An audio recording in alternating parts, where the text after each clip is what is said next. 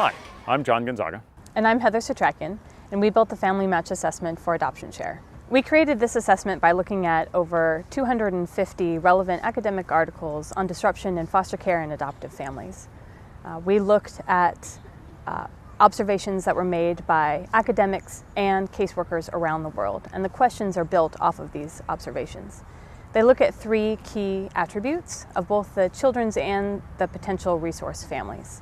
First, attributes of the kids, like their age, the number of disruptions, their history of abuse. Second, attributes of the potential resource families, like their previous parenting experience, their relationship quality, and how committed they are to making the placements work. Finally, and probably most importantly, how the children and these families interact on some key attributes. For example, research has shown that particularly shy children do better in homes where the families are sensitive and can really attune to the child's needs. Or kids who show negative emotion do very poorly, specifically with mothers who are very rigid. These findings are important because they help us put together the unique fit between a child in need and a potential resource family. We wanted to find other relevant attributes that might predict disruption, such as mood, personality, and resilience.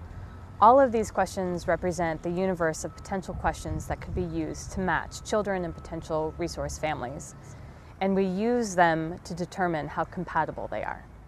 Compatibility tells you which pairings of a child and potential resource family are more likely to stay together as opposed to disrupting. To do this, caseworkers fill out questionnaires about the kids. Families fill out questionnaires about themselves. These results are fed into an algorithm that spits out what are the best pairings. For example, thinking about what Heather said, if a child is particularly shy, they're more likely to be placed with a family who is able to attune to their needs. The more compatible they are, the better their fit, and the less likely they are to disrupt.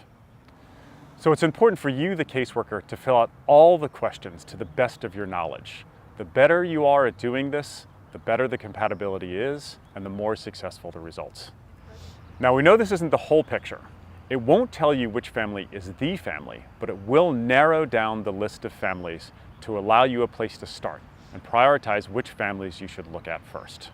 Imagine for a moment you're at a giant party with all of the potential resource families. We're not going to be able to tell you which is the family, but we will tell you which are the first 5 or 10 or 20 families to look at. This allows you to look and investigate the families with the highest potential for creating a good, long-term, successful placement. So instead of picking out a family solely based on availability, the Family Match Assessment increases your odds of finding successful placement by showing you the families that are least likely to disrupt. This makes the caseworker's job more efficient because now they can focus on the intangibles, knowing that the matches are highly compatible. And the more that they use the system, the more placements we will have to be able to follow over time. We will be able to see which pairings last the longest, and we will be able to use that information to improve the algorithm. We'll continue to make the algorithm better, which will make the placements better and improve caseworkers' ability to create long-lasting, successful relationships.